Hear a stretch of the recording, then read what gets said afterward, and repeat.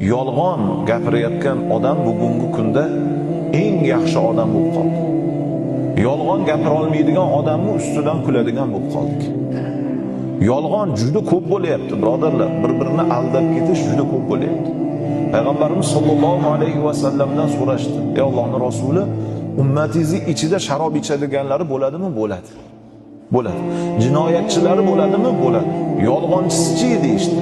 Payg'ambarimiz alayhissalom yonboshlagan hollardan turib o'zlarini haybatlarini to'g'rilab aytdilarki, ummatimning ichida yolg'onchisi bo'lmaydi dedilar. Yevropa, boshqa davlatlarni ko'ringlar-da, nima uchun taraqqiy topyapti? Nima uchun rivojlanyapti? Jamiyatida birodarlar, yolg'on yo'q. Birovning haqqini urib qolish yo'q. Shuning uchun Alloh taolo dunyosiga baraka beryapti. Hozirgi kunimizdagi atrofimizdagi yolg'onlarni bir ko'ringlar-da, oddiy munosabatlarda musulmon aldagisi kelib qoladi.